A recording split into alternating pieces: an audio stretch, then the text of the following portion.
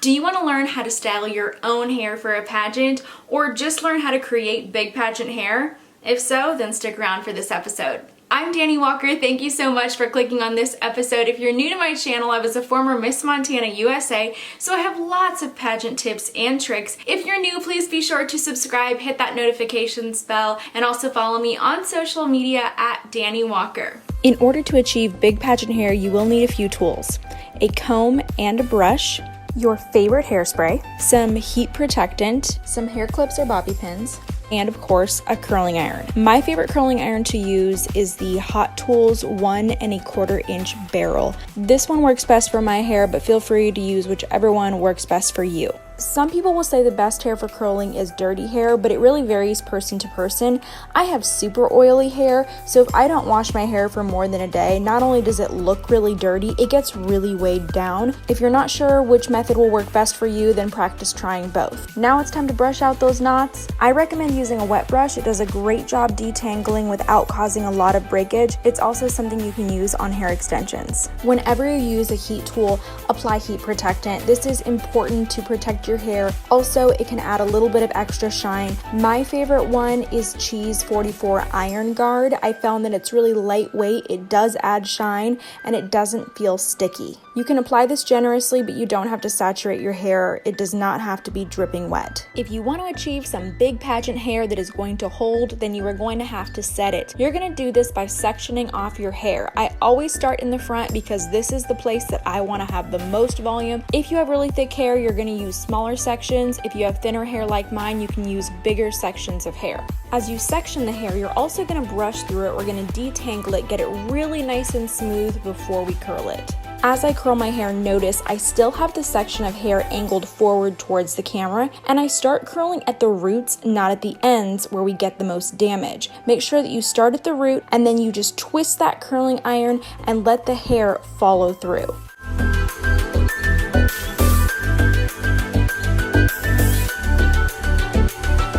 When you feel the entire section is hot, slide the curling iron out the side of the curl very gently, hold that curl in place, and secure it with some clips or pins. Don't worry about your curls being perfect. This is not cosmetology school. You are not being tested on this. But if you do feel that things get a little bit too messy, then you can always brush through your curl, re-curl it, and pin it again. Repeat this step down the middle of your head and on the sides. I typically do 2 to 3 curls on the top of my head and 1 to 2 curls on each side of my head. Curling and pinning your hair can feel awkward at first or difficult, but don't worry, it just takes practice. So before you decide to wear this hairstyle, just practice it several times at home until you get comfortable curling and pinning your own hair. To section the side pieces, simply draw a line from the center of your head straight down to the back of your ear.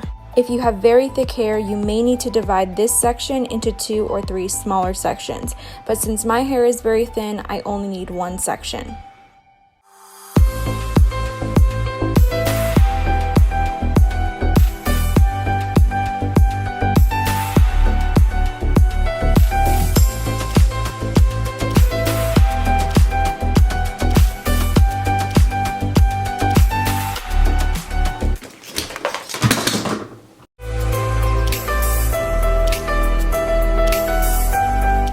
Next, you are going to section the rest of your hair into 2 big pieces, and then you'll keep sectioning each side until you've curled all of your hair.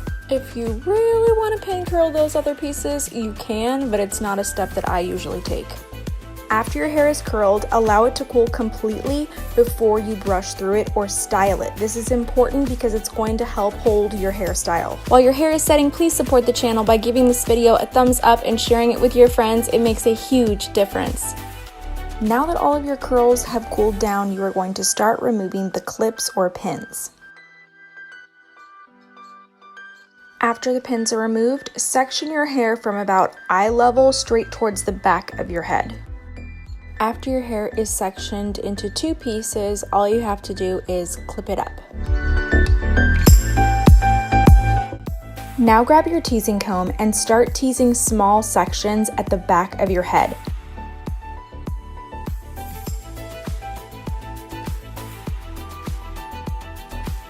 After you've teased a section, hairspray it at the roots. Although I don't have them in this tutorial, my favorite hairsprays are It and Paul Mitchell. I'll link those two in the description below if you want to try them out for yourself. If you're traveling and can't take a full-size hairspray, my favorites are by tease and Big Sexy Hair. As I was teasing my hair, I realized it was about to be massive, so I decided to brush it down a little bit before I kept teasing it. This isn't a step you have to take, it just depends on how much volume you're trying to achieve.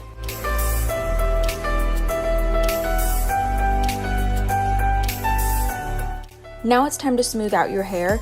I go back and forth between using a wet brush and a comb for this. Whichever you prefer to use is fine. Just do this gently so that you don't brush out all of the teasing and lose the volume that you just worked to create. After this, gently take your brush and brush through all of your curls. This is important because you want your hair to look really full. You don't want the curls to look piecey or like there's gaps or holes between them. After your curls are brushed through and placed exactly where you want them, now it's time to hairspray them. I always wait to do this until the very last step because sometimes if you overspray the hair, it's going to weigh your hair down, and this is what causes your curls to fall. Although I didn't do it in this video, an additional step you can add if you want to is shine spray. One of my favorite lightweight shine sprays is by Big Sexy Hair, and I will link that in the description as well. If you do your hair before your makeup, or if you have a lot of extra time before an event and you really want to maintain that volume, you can take some clips and clip them around the roots of your hair. Just make sure you remove the clips before you walk into an event. Set an alarm in your phone to remind yourself, do whatever you gotta do, just don't forget this part because I have walked into an event with clips still in my hair and it was very embarrassing.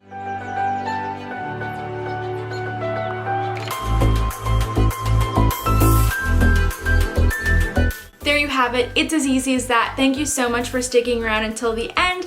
I really appreciate it. Please be sure to subscribe, hit that notifications bell, and of course follow me on social media at Dani Walker. And if you really enjoyed this episode, please do me a favor, give it a thumbs up and share it with your friends. I would greatly appreciate that. Thank you so much for watching this episode, and I hope to see you next time.